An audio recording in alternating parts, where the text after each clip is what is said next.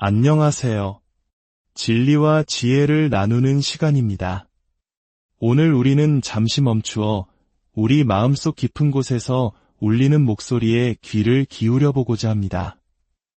때로는 우리를 격려하고 일으켜 세우는 목소리도 있지만 많은 경우 우리를 끊임없이 고소하고 비난하는 목소리가 들려오곤 합니다. 넌 부족해. 넌 또 실수했어. 넌 사랑받을 자격이 없어. 와 같은 속삭임들 말입니다. 과연 무엇이 이 지치게 하는 내면의 비난을 잠재울 수 있을까요? 오늘 나눌 말씀 속에는 우리를 향한 모든 비난과 정죄의 목소리가 이미 완벽하게 응답받은 단 한 곳, 그 위대한 진실에 대한 이야기가 담겨 있습니다. 이 이야기가 여러분의 마음에 깊은 평안과 위로를 가져다 주기를 소망합니다. 본격적인 이야기에 앞서 만약 이 메시지가 여러분의 마음에 울림을 준다면 좋아요와 구독을 통해 이 따스한 빛을 더 많은 이들과 함께 나누어 주시길 부탁드립니다. 여러분의 작은 실천 하나하나가 어둠 속에서 길을 찾는 누군가에게 소중한 등불이 될 수 있습니다. 이 귀한 나눔에 참여하시는 모든 분들께 하나님의 크신 은혜와 평강이 함께 하시기를 기도합니다. 로마서 8장 1절은 이렇게 선포합니다. 그러므로 이제 그리스도 예수 안에 있는 자에게는 결코 정죄함이 없나니. 이 짧은 구절의 뒷부분, 그리스도 예수 안에 있는 자라는 말에 먼저 주목해 봅시다. 이 세상에는 두 종류의 사람이 존재합니다. 바로 그리스도 안에 있는 사람과 그리스도 밖에 있는 사람입니다.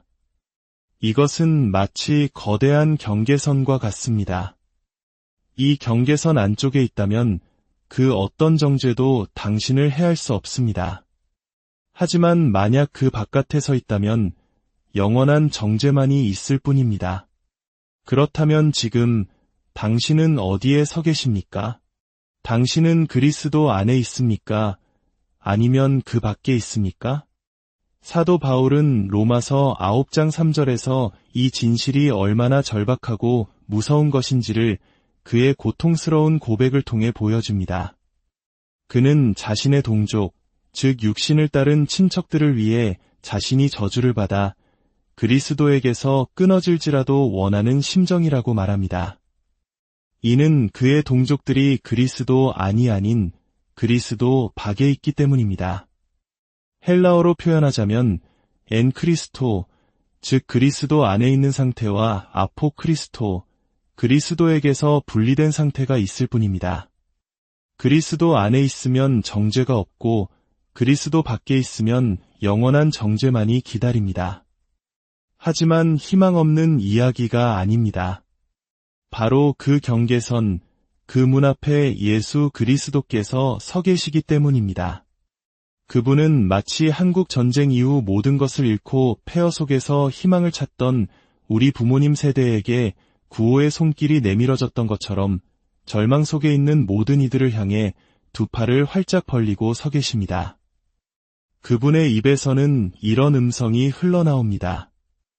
오호라 너희 모든 목마른 자들아 물로 나아오라. 돈 없는 자도 오라. 너희는 와서 사 먹되 돈 없이 값없이 와서 포도주와 젖을 사라. 수고하고 무거운 짐진 자들아 다 내게로 오라. 내가 너희를 쉬게 하리라. 내게 오는 자는 내가 결코 내쫓지 아니하리라. 예수님은 자리가 없어 손님을 돌려보내는 작은 여관 주인이 아닙니다.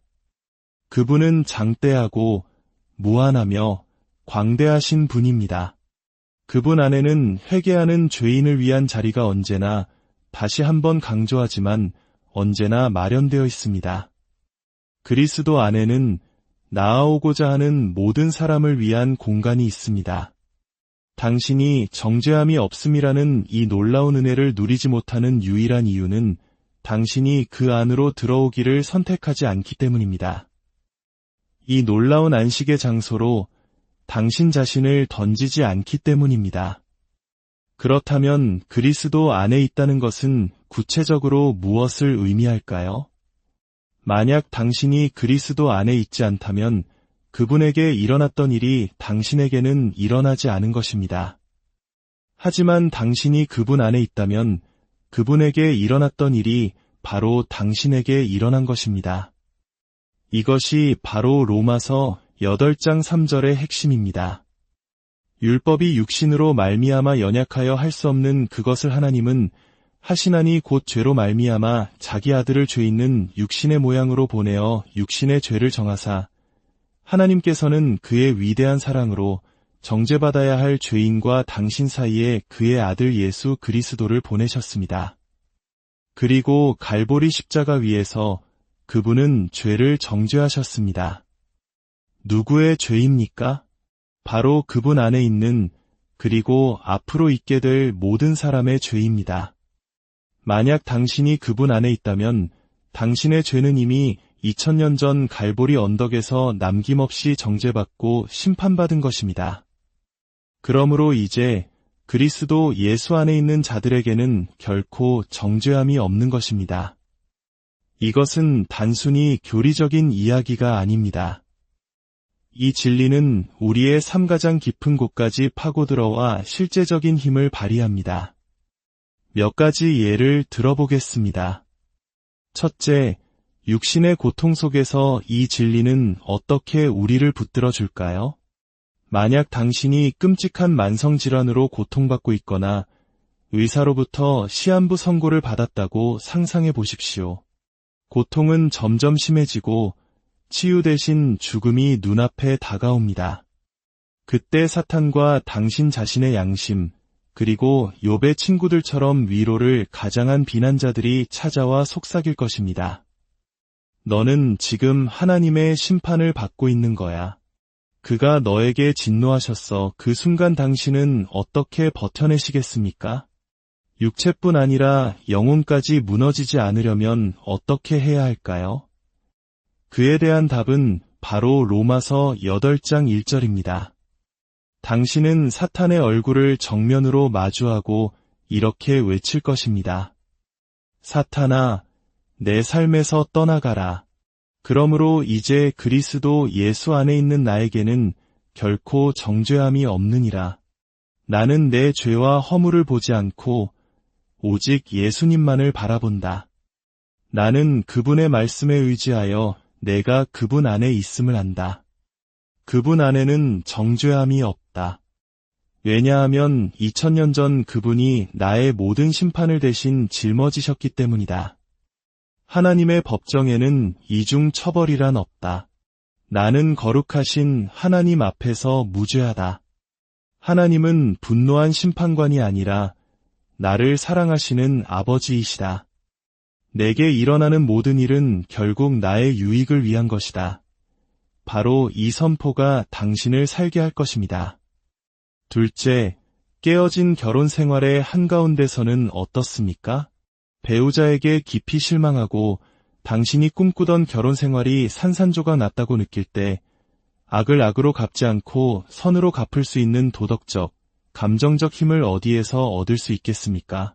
불친절과 원망 대신 친절과 용서와 사랑을 베풀 힘은 어디에서 나올까요?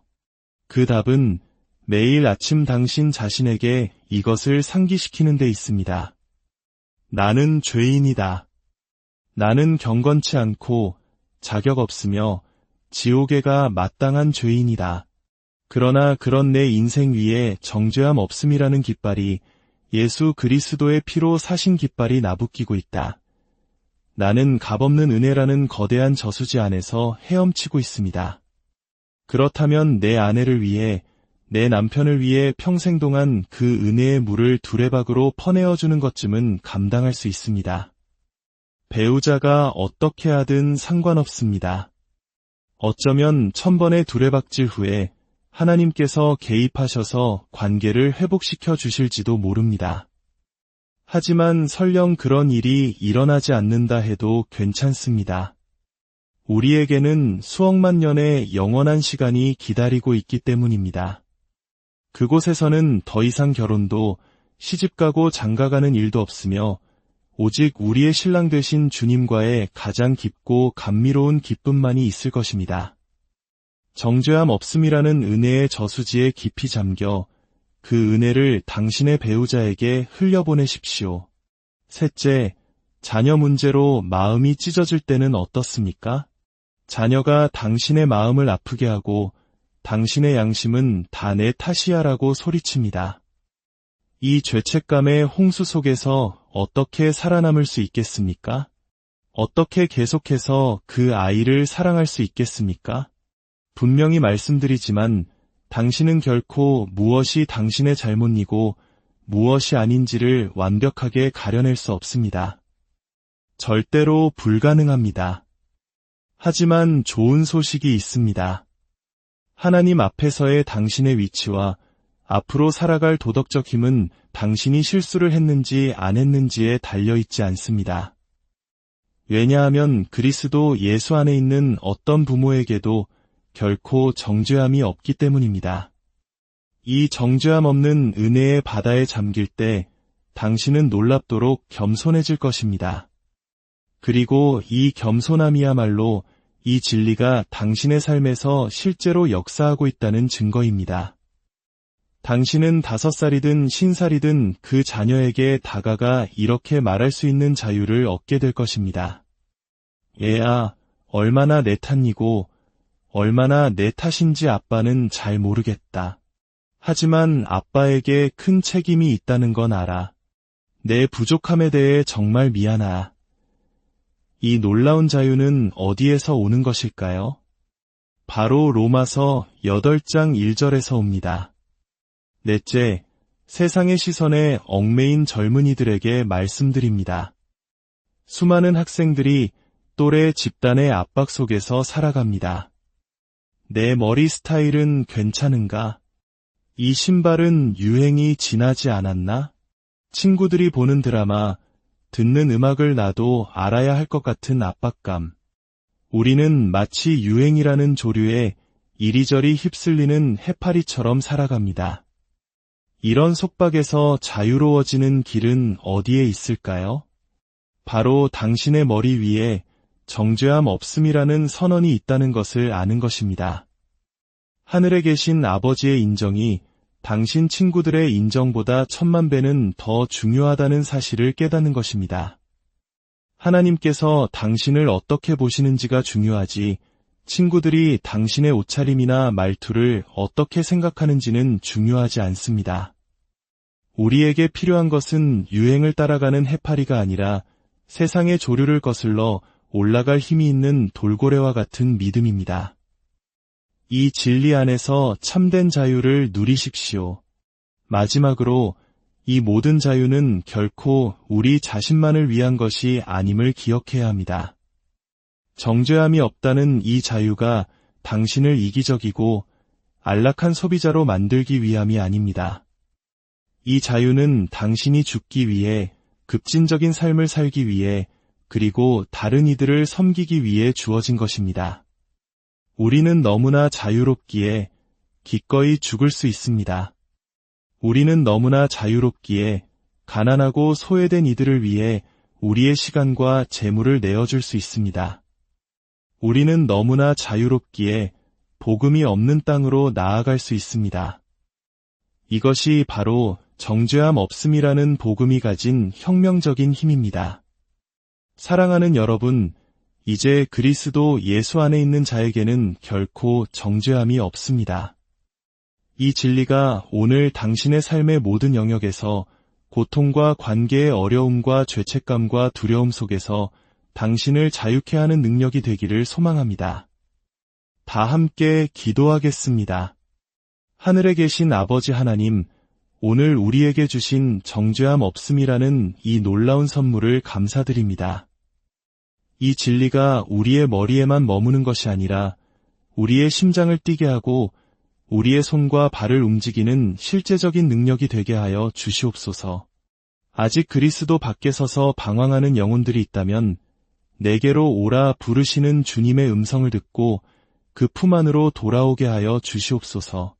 주님께서 당신을 축복하시고 지키시기를 원하며 주님께서 그의 얼굴을 당신에게 비추사 은혜 베푸시기를 원하며 주님께서 그의 얼굴을 당신을 향하여 드사 평강 주시기를 원합니다. 그리고 매일매일 순간 기억하게 하소서. 그리스도 예수 안에 있는 자에게는 결코 정죄함이 없다는 것을 모든 성도들이 함께 말했습니다.